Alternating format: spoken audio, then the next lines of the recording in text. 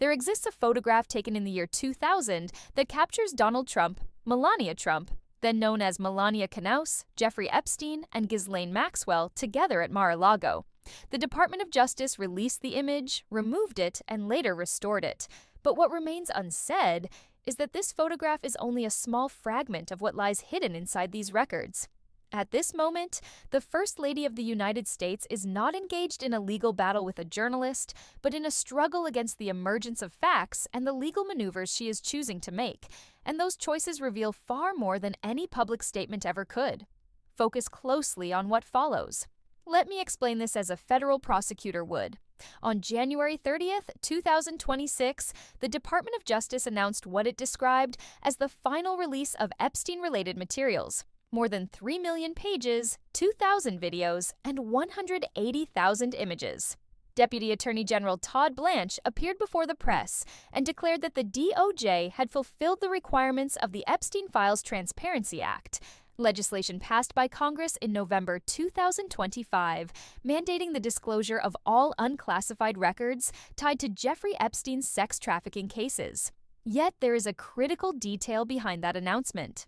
The DOJ acknowledged identifying more than 6 million pages that could be relevant, but only about half were made public, with the remainder withheld under explanations so unclear that even Congress received no meaningful justification. Within the documents that were released, spread across countless files, Melania Trump's name and image appear repeatedly, not because she has been formally accused or charged with wrongdoing, but because she was present. She existed within Epstein's social circle. She appeared in photographs with him. She attended events linked to his network. And once those associations began surfacing in a serious and sustained way, once journalists started asking direct questions, a shift occurred. Her legal team did not retreat into silence. It moved aggressively forward. Consider that carefully. This was not a defensive posture, but an offensive one. Her personal attorney, Alejandro Brito, began dispatching threatening letters to reporters, commentators, and anyone publicly drawing connections between Melania Trump and Epstein's world. The scale of those threats was extraordinary, demanding damages of $1 billion. $1 billion. That figure was not random. It served a single purpose: to make people stop speaking. James Carville apologized and withdrew his comments. The Daily Beast pulled an entire article. Hunter Biden refused to comply. And as of this moment, no lawsuit has actually been filed against him. The pattern is unmistakable. The intimidation itself is the weapon, not the courtroom battle.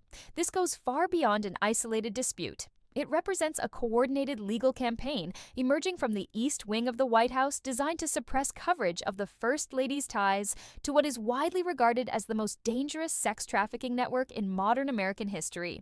From a prosecutorial viewpoint, this strategy has a name. It is called a SLAPP action, a strategic lawsuit against public participation, and it is among the most forceful tools available to powerful figures seeking to silence speech.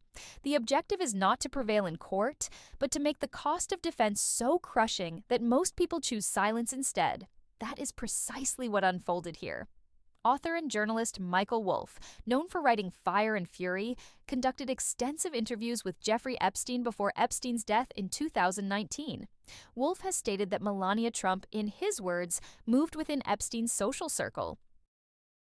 He has reported that Epstein himself claimed Trump first had sexual relations with Melania aboard Epstein's private aircraft, often referred to as the Lolita Express. When Wolff began repeating these claims publicly on podcasts and in interviews, Melania Trump's lawyers sent him a letter threatening a billion-dollar lawsuit and demanding retractions and an apology. Wolff refused to retreat.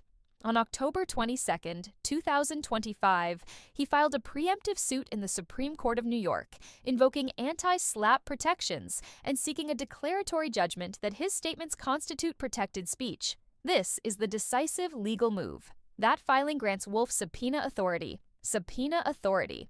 It allows him to compel testimony and place individuals under oath. And he has stated openly that his goal is to depose both Donald Trump and Melania Trump regarding their relationship with Epstein. From the viewpoint of a federal prosecutor, this situation represents what is known as a discovery snare. A legal threat initiated by Melania Trump with the intent of silencing a journalist has instead equipped that journalist with the procedural power to demand sworn testimony from within the White House. This development fundamentally reshapes the legal terrain.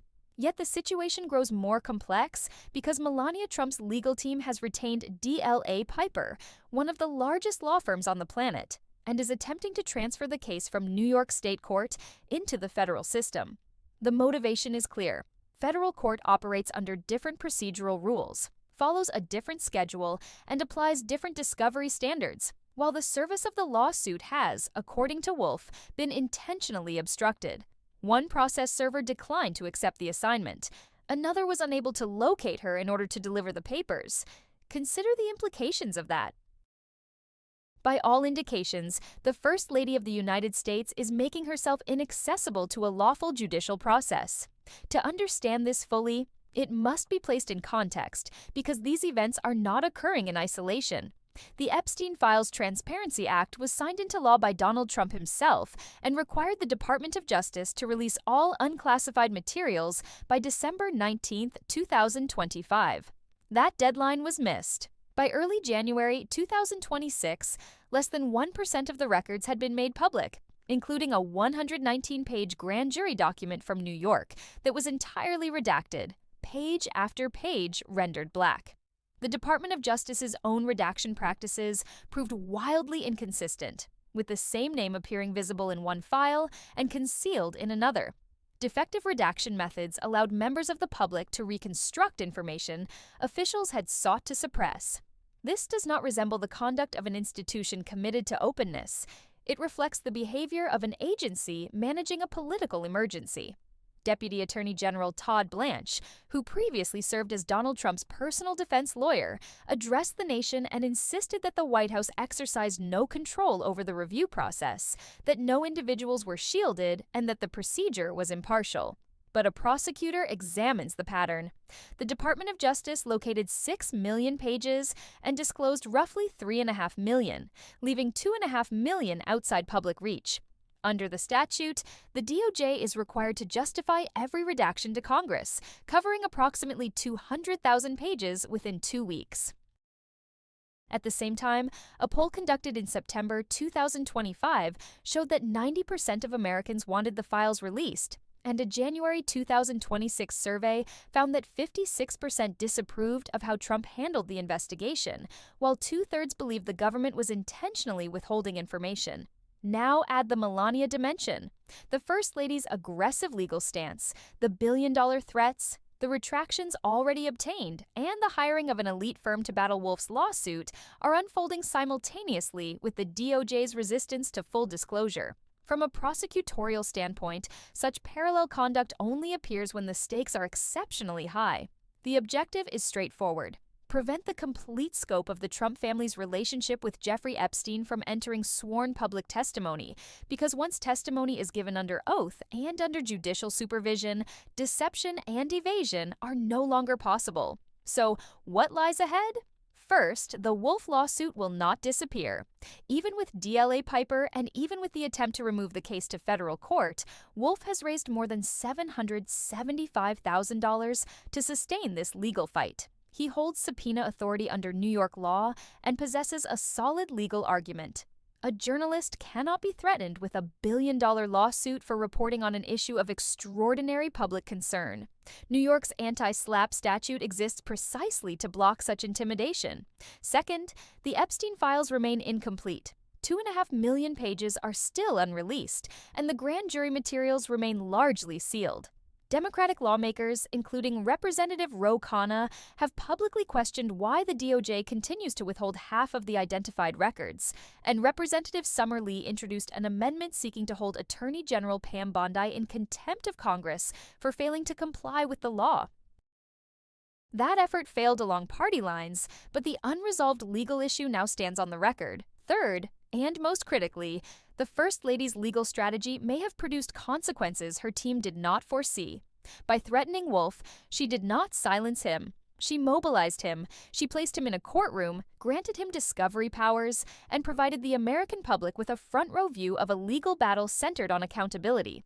This extends beyond a single dispute. It raises the question of whether the most powerful figures in the nation can use litigation threats to shield the public from the truth, whether a sitting First Lady can instruct her lawyers to silence journalists while the Department of Justice withholds millions of pages from a federal criminal investigation.